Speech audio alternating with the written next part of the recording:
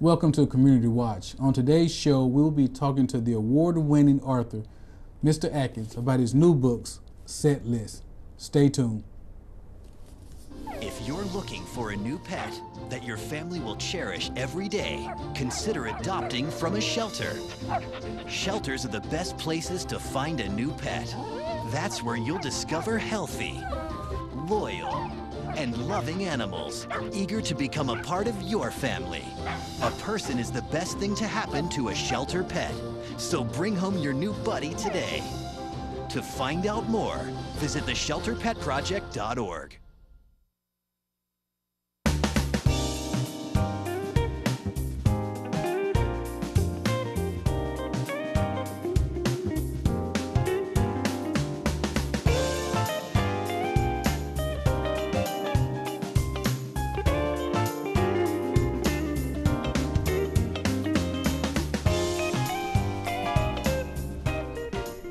Welcome to Community Watch. Greg, Doc, how you doing? I'm doing great. Good. I'm here. Well, that's good. I'm glad you're here. So we're going to talk books today. One of the areas that I do love. Yeah. And one book in particular, latest book by Ray Atkins, who is a Roman. Or maybe not originally, but a Roman now. Been here long enough. He has been here. He'll probably say too long, but yeah. Well, I got a lot of questions for him because I do think in the literary world, now with self-publishing, all this, there's so many things out there now. And I've just, I like reading about authors, kind of how their style of writing, their commitment to writing, and especially like one of my favorites are Walter Mosley. So I got some questions about his style, his commitment and all of that, because it's interesting how different writers approach it differently. Yeah. Well, we've had Ray on the show with several of his books in the past, and he's doing it. Yeah. That's exciting. Yeah, it's exciting. It's exciting. I'm happy for him, but I'm happy for us too. Oh yes. Well, our guest is going to be Ray Atkins. He's in our green room right now, but he'll be out after this break. So please do not go away.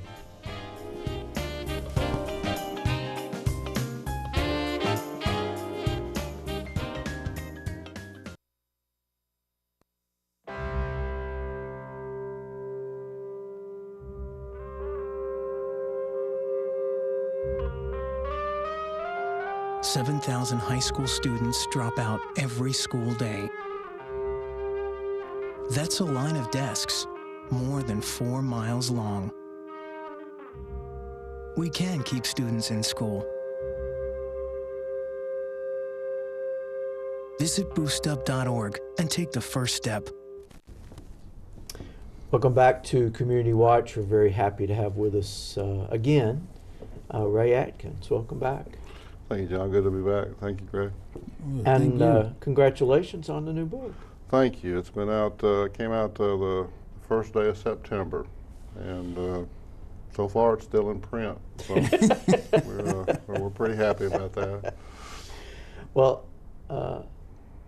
I know we've talked about this before, but it does seem like you have had a book out every couple of years for a while. I mean, is that quicker than they come out, or it seems like it's about every couple of years?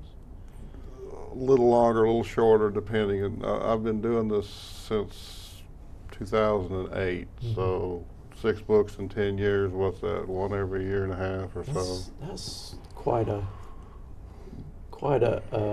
impressive track record. The good news, I'm just about out of things to say. Oh yeah.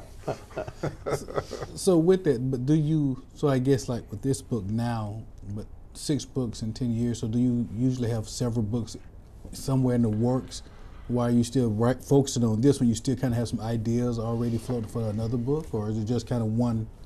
I am pretty task oriented, so it's usually just one book at a time. I might have an idea or two floating around about what I'm going to do on down the road, but when I get into drafting a book to put it together, I'm pretty much on it, and to the exclusion of everything else. But I don't have the. I'm not a multitasker. I can't keep 3 or 4 plots. It's hard enough keeping everything for one book going. Well, I know there's a time lapse between, probably a pretty long time lapse between you actually finishing and the book being here in our hands. Yeah, this book, I finished it last summer.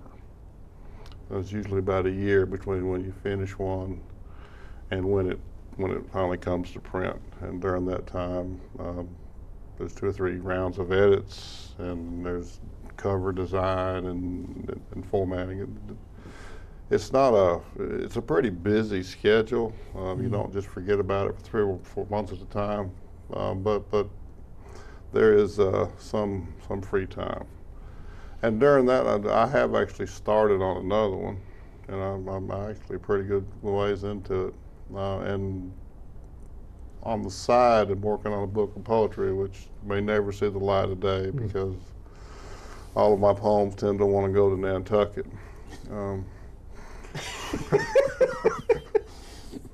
A collection of limericks. Yes.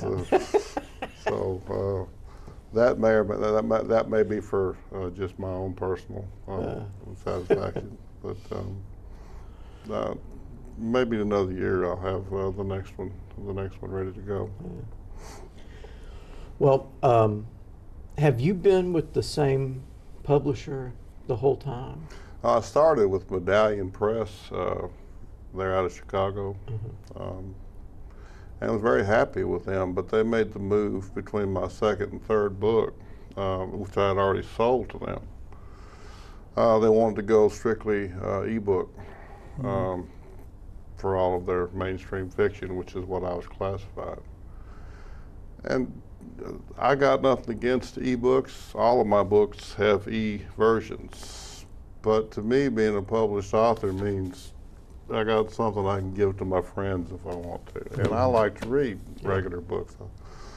So we agreed to not go forward, and I got the rights back. And then I moved to Mercer University Press, which is where I've been since. This is the 4th book that they have published for me. So, Set List, what was the impetus of that? I mean, how did this one begin? Well, way back in another life, way back in another life, for about 4 years, I was in a rock and roll band, and we actually toured some, played some bars, and I was the bass player, which meant that I wasn't particularly talented, but I could afford the payments on the amp. I'm sorry, I apologize to all bass players. I was the exception, I know. But I really enjoyed that, and I had sooner or later, probably everything that I've ever done is going to end up in a book somewhere, and I had this 3 or 4 year chunk of road band experience that I needed to do something with. And I got to thinking about what do aging rock and rollers do when they can't boogie anymore? And we're not talking about Keith Richards and Mick Jagger. They're going to go on forever. But just regular people, just work-a-day, blue-collar, bar band kind of folks. And the idea came that I needed to write a book about a group of people who had been together for 40 or 45 years, all the time playing. But now it's time to wind down. So that's what this story is about. Particularly, it's about 2 of them. The other band members appear, but the 2 primary people are Blanchard Shankles and John Covey, and they're the guitar player and the bass player. They've been kind of together since 1970. As a matter of fact, they write, in addition to being musicians, they write songs. And each chapter actually has an original song by those 2.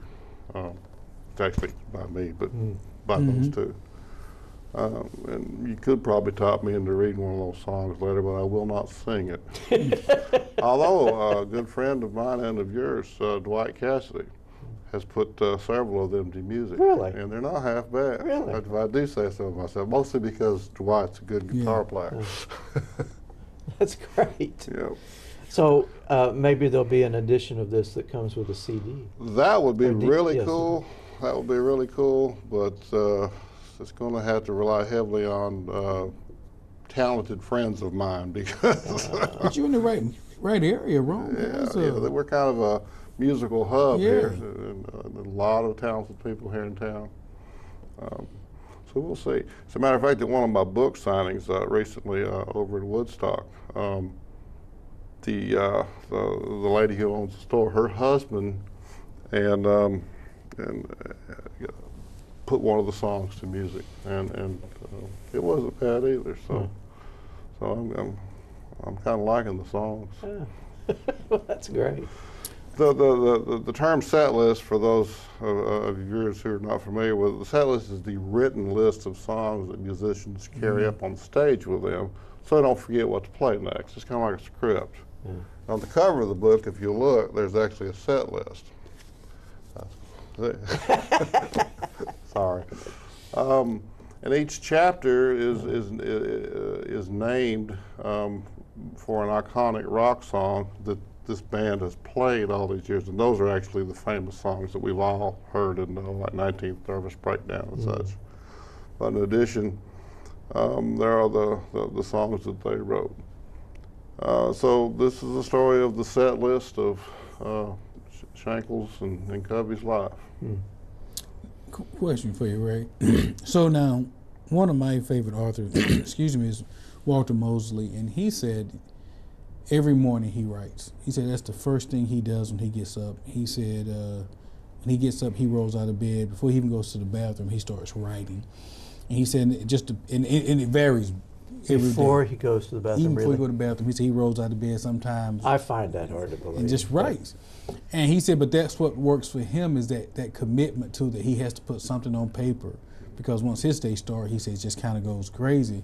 But he was talking about just the commitment to it. Like for him, he had just to be committed to the craft. Yeah. Do you have a style in which how you prepare your books, or is it something like what do you do? It's a lot like Mr. Mosley. I write every day when I'm writing. I don't write all the time. When I finish a book, I might take a month, maybe 2 months off, because at that point I'm heartily sick of writing. I'm kind of like I think maybe it was Dorothy Parker who said, I don't like writing. I like having written. I like to look back and say, wow, that was good, but the actual process of it is kind of tough for me. I'm a very slow, methodic writer.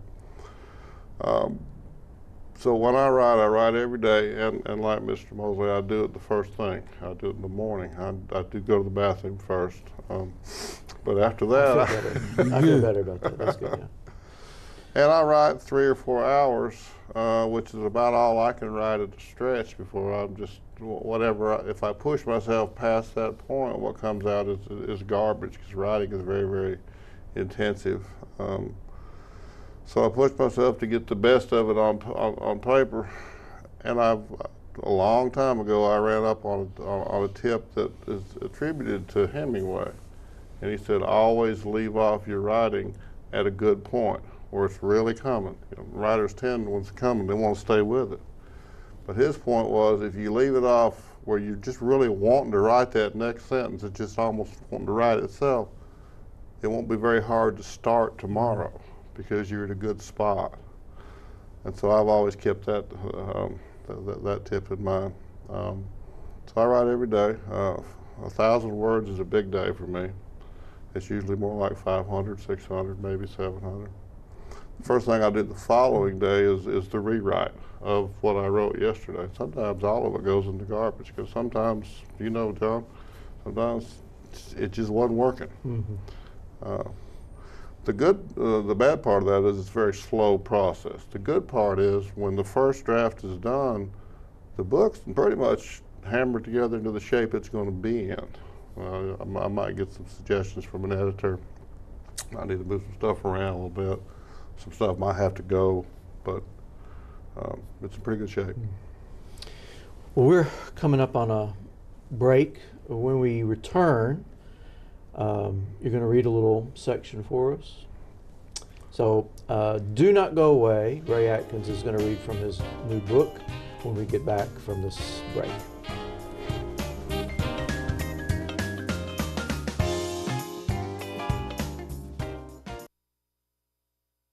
Your life is filled with opportunities to show the world you can take charge.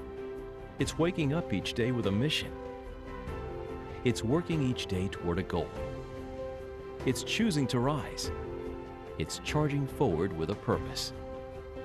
It's changing the course of your life and taking charge of your future.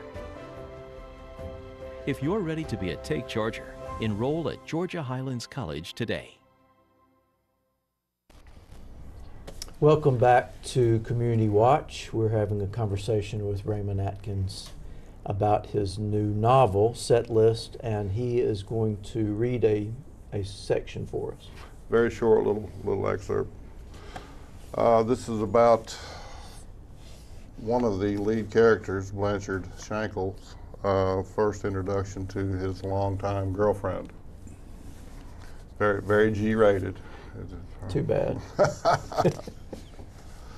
The chapter that this is the beginning section of is called Third Rate Romance, which is named after the song by the amazing Rhythm Aces.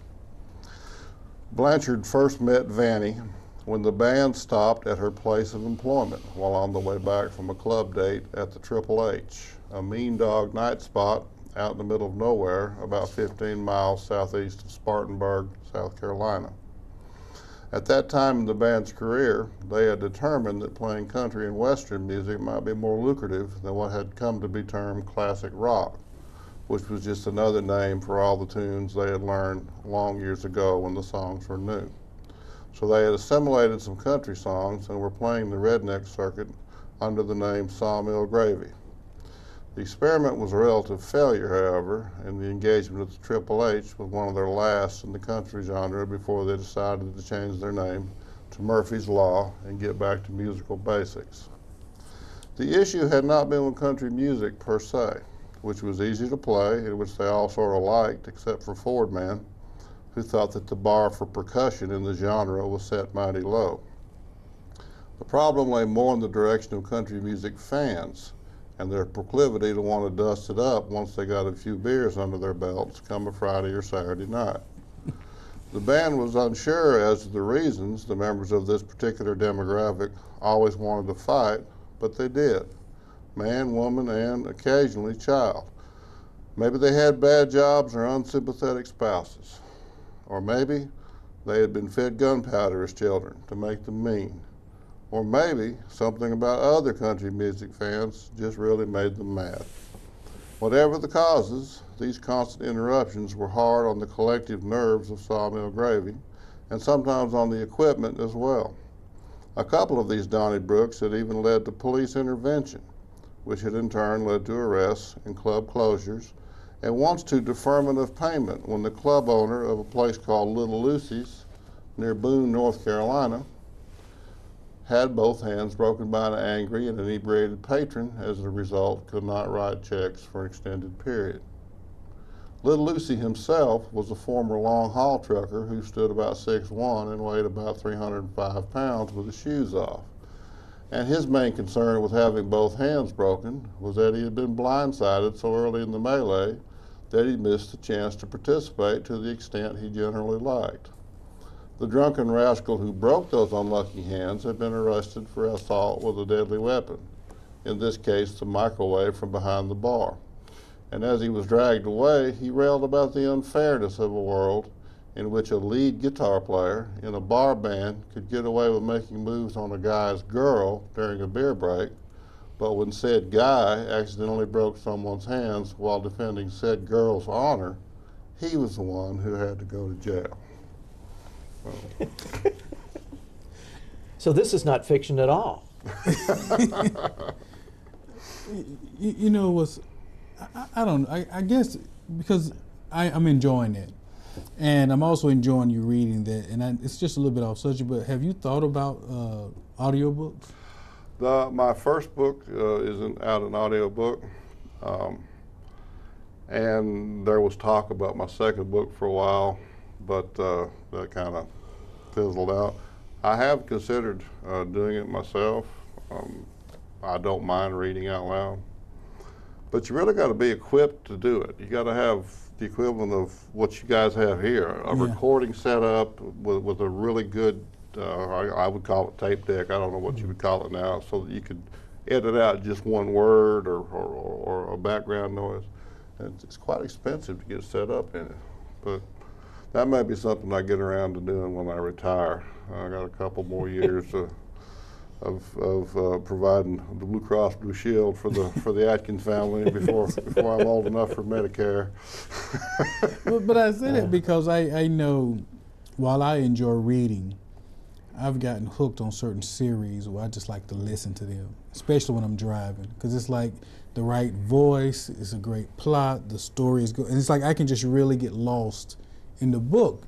And I'm picky about certain readers. Like if I get a book and it's not the right reader, I'll stop, because it's like it just doesn't work for me. And I'm just when listening to you read that, I just know I could have continued to listen to that story. And like you, I enjoy listening to audiobooks usually when I'm driving. I don't really listen to contemporary so much. I listen to the classics, some of the books that I should have read a long time ago, never could quite make myself finish. Me too. It's not quite as painful when somebody else is reading it to you. So some of those books that I tell my students are good for you, just do it. Yeah. I actually read or heard Pride and Prejudice, and I think I probably would never have read it. Yeah. So I was Mr. that Darcy? way with Ulysses. I hope you know that James Joyce ran Ulysses is would have never read it book. Did you really listen to that? I did, which was orders of magnitude better than trying to read it. Ooh. That's courageous right there. Yeah. All right, so I have to ask you about the Triple H, because there was a Triple H. And that's where the name came from. So, It's as you before know, your time. Yeah, as you know, we always have the little thing in the front of the book that it's all fiction, and most of everything that turns up in my novels has a corollary in my real life, and that's where the name came from. Yeah. Spartanburg came from, that was a city that Natalie, my daughter, went to Converse College, so I was familiar with Spartanburg. Plus, Spartanburg's got one of those names that it just sounds like stuff ought to be happening. Happening, Spartanburg. Well, the Triple H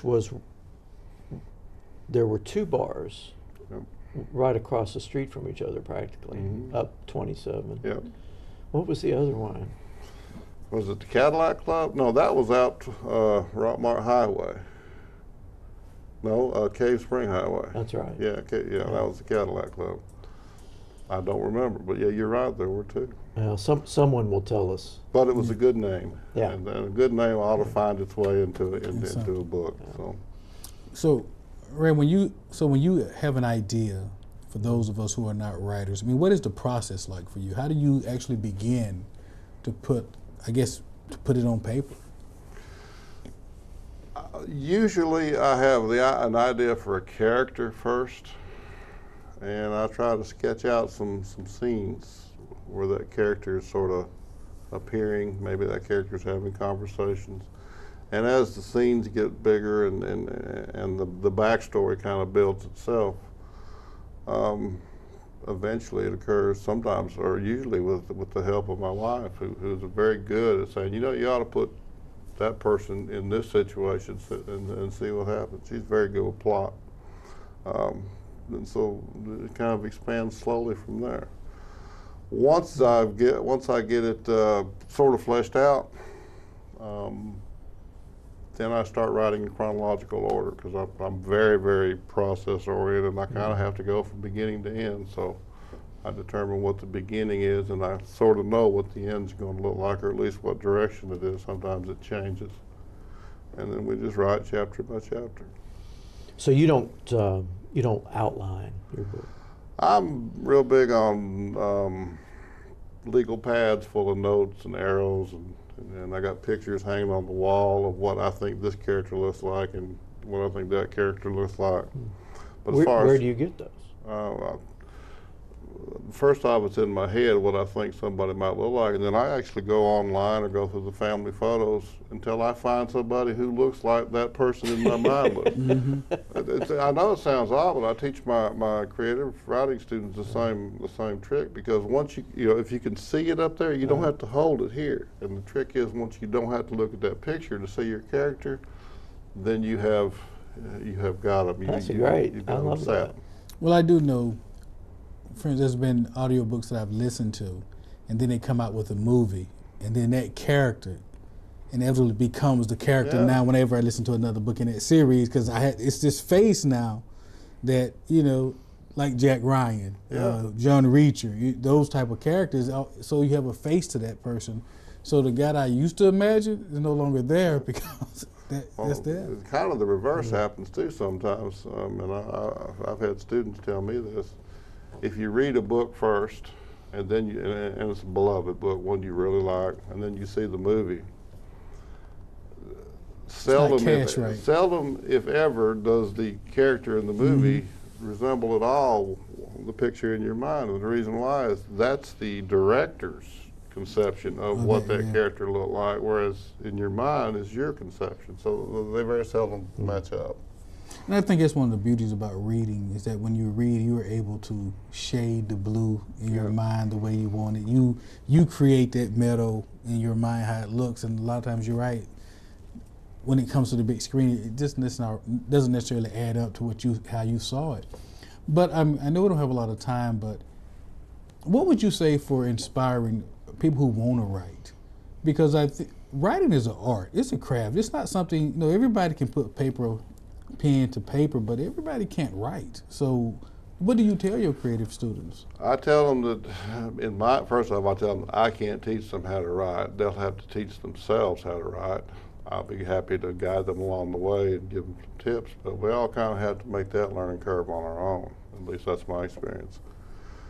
But if you want to write, then start writing. You just got to do it. And it's like riding a horse or cooking or anything else. The more you do it, the better you'll get at it. The better you get at it, the more enjoyable it'll become. So you just have to do it. And that seems kind of lame to somebody who wants the magic, the font from on high. But it's a craft. But that's it. It's a skill. You got to learn how to do it. Well, we're coming up on another break. We will have a short time after the break to finish our conversation with Ray Atkins, so please stay with us.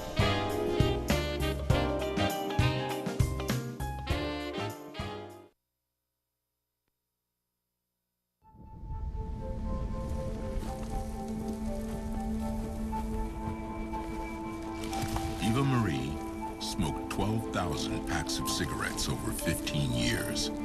She quit, and now there's a new lung cancer screening that could save her life. You stopped smoking. Now start screening. No matter how much you smoked, early detection could save you. Talk to your doctor or learn more at savedbythescan.org. Welcome back to Community Watch. We've been having a conversation with Ray Atkins, area writer, home writer, I guess we could say, whose new novel, Set List, is now out. And I am assuming that this book is available wherever you buy books. At all the usual places here, Dogwood on Broad Street, Barnes & Noble, plus all the online places, plus ebooks if you're interested. Just about anywhere except your trunk. Except my trunk. That's good. That's good. I had to sign documents to that fact. And look for, you're giving, I'm sure, readings and signings in the area, so look for those, and you might have a chance to get a book autographed. But thank you so much for being with us. Thank you for having me. And thank you all for being with us this week on Community Watch. We'll see you next time.